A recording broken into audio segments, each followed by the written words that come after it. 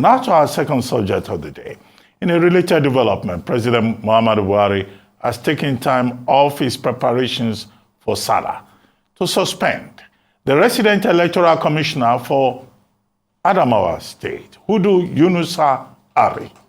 The presidential suspension will hold pending the completion of an investigation into Yunusa Ari's conduct and actions during the recent supplementary election in the state. The election official over the weekend declared the candidate of All Progressives Congress, Aishatu Binani, as winner of the election when the process had not been concluded, simply usurping the powers and the authority of the resident of the returning officer in that election. President Buhari has also ordered an investigation into the activities of all heads of security agencies in Adamawa State who may have been found complicit in the illegal declaration.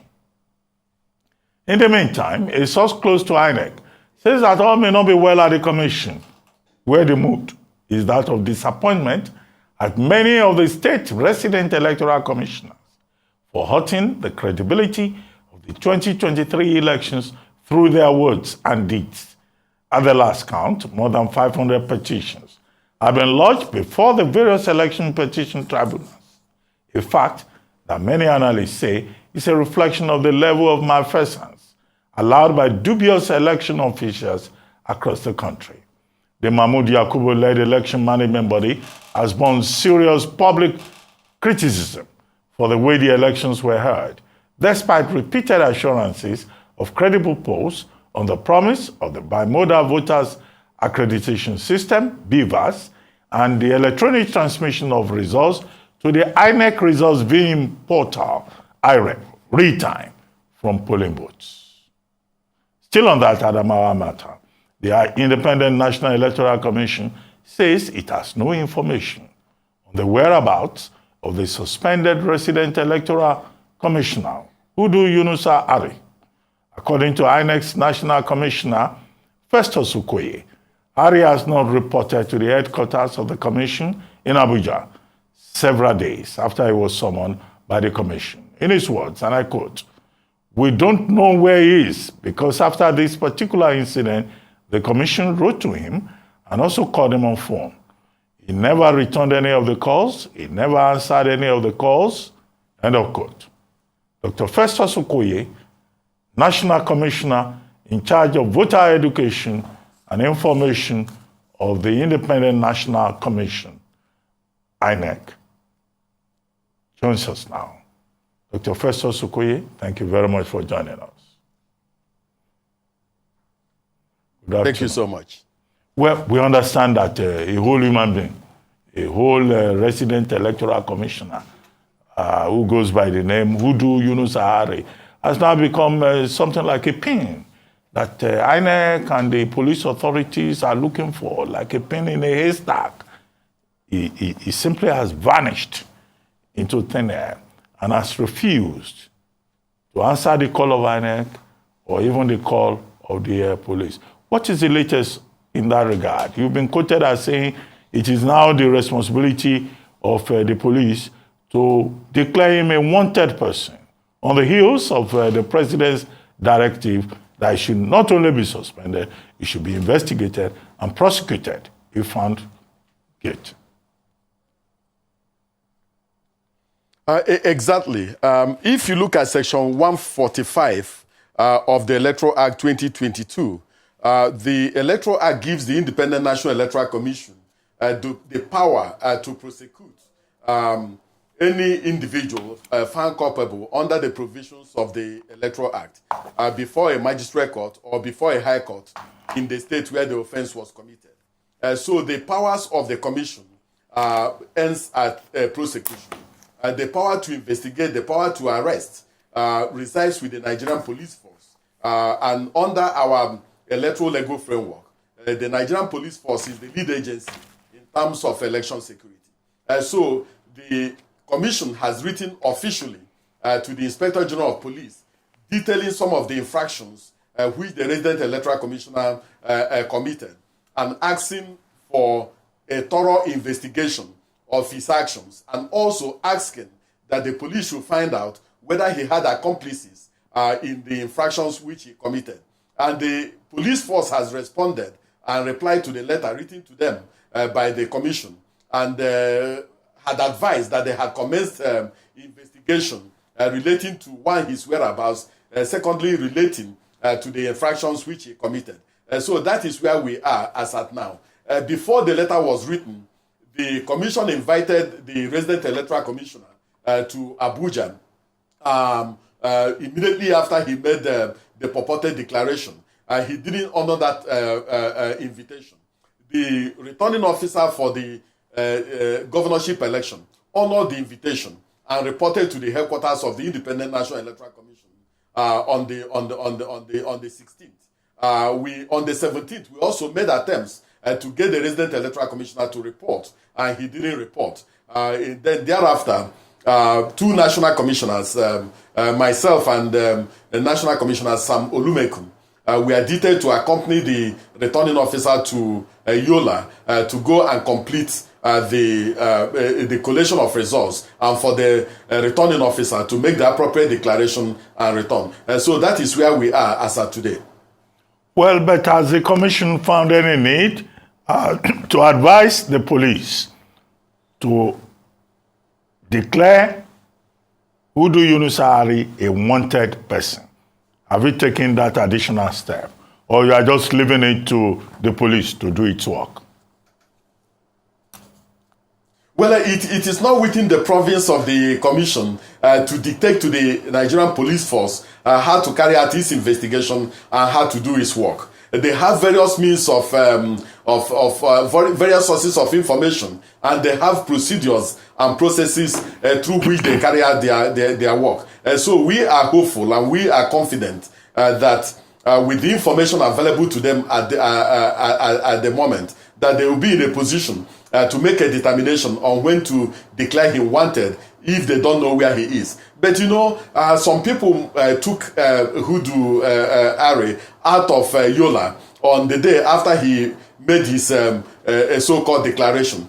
So there should be some list on where the resident electoral commissioner is. The commissioner of police was with him at the purported declaration. The director in the DSS was with him during the purported declaration, and some people took him out of the venue, out of the collation center. And so some of those individuals may have a lead or have information on his whereabouts. And so I believe that the Inspector General of Police knows what he's doing, and the police hierarchy have commenced investigation, and we are hopeful and we trust that they will do a thorough investigation on what has been reported to them by the commission. Okay, the president has said Yunusa Ari should be investigated. The Inspector General of Police is asking the Commissioner of Police in that state to answer some questions. He has tried to suspend him and replace him. The president has also said all the security agencies involved in the Adamawa debacle should investigate their men on the ground. However,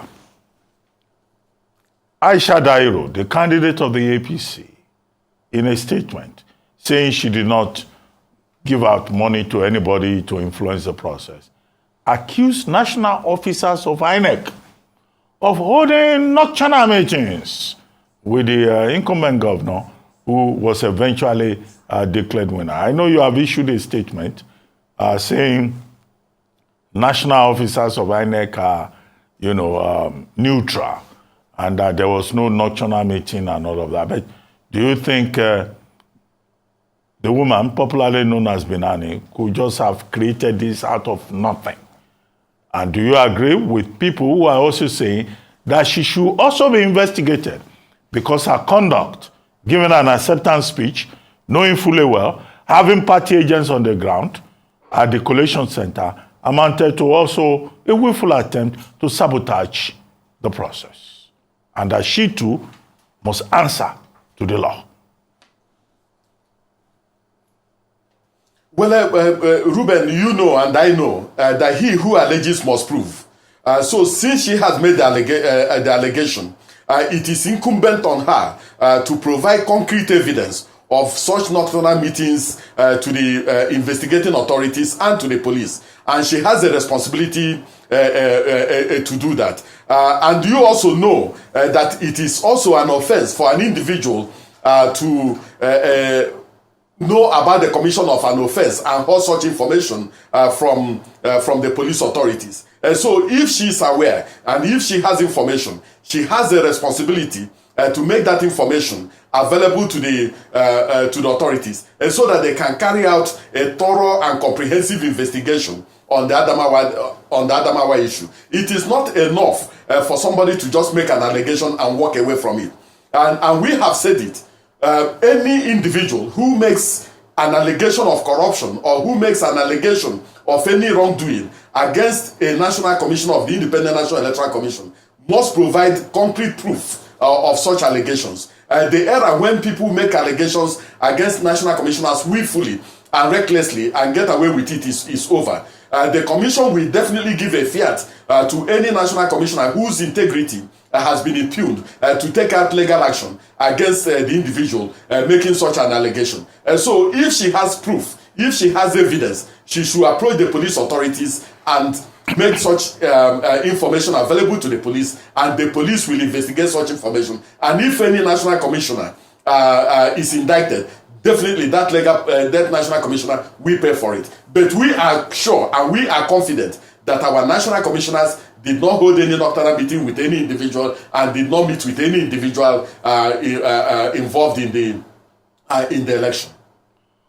Okay, I know that after every election, general election, Inec organizes a review session, okay? But for now, what are those lessons at a preliminary level that Inec has learned? Because the civil society groups, Campaign for Democracy and Development, Yaga Africa, they are already calling for reforms to the electoral framework, and specifically how resident electoral commissioners are appointed. Now that resident electoral commissioners continue to constitute a problem. What are those lessons, in your view, that we may have learned, and that your institution may have learned? Yeah. Go ahead. Let me make it very clear. We have very fine resident electoral commissioners in our 36 state offices and the Federal Capital Territory. Some of them took very grave risks in making sure that the electoral process succeeds and making sure that elections are held. We need to look at the context in which this particular election held. And in looking at that particular context, we have to look at it holistically. It's really unfortunate and rather unfortunate that the entire conduct of the 2023 general election has been reduced to the issue of result upload. And that is not what our elections is all about. I believe that at the appropriate time, and as I pointed out in previous interviews, the commission will hold both internal and external review of the entire gamut and conduct of the election. And at that particular review, civil society groups will be invited, political parties will be invited, and even the international community who observe the elections will be invited. At the internal level, our electoral officers, our collation officers, our returning officers, resident electoral commissioners and heads of department and national commissioners will also be involved, and directors will also be involved in this particular review. But in terms of reforms of the electoral process, I was a member of the Electoral Reform Committee, popularly known as the West Panel, and we did recommend that what the commission needs at the state level will be directors of elections and not necessarily resident electoral commissioners, to avoid conflict of interest, and also to avoid resident electoral commissioners thinking that they are on the same pedestal with national commissioners and thinking that they hold the powers of the commission. This is because, but the law is very clear. The Constitution says that the powers which resident electoral commissioners exercise and wield are the powers of the commission as delegated to them by the commission.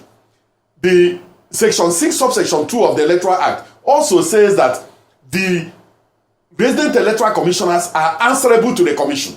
So there is no conflict whatsoever. But if a resident electoral commissioner wants to misbehave, there's absolutely very little he can do about it. But as I pointed out, we have very courageous and resilient resident electoral commissioners who made enormous sacrifices for the commission during this particular period. But I think that we need to hold a national conversation on the place of resident electoral commissioners in our electoral process, and also look at some other issues and dynamics that have emerged during this particular election, and then draw valuable lessons and see those things that we can do administratively to reform our electoral process, and those things that need both legal reform and constitutional reform. Well, on that note, I would like to thank you very much, Dr. Festus Okoye, Inec National Commissioner in charge of Information and Voter Education, for joining us on This Day Live, this Sunday talk show.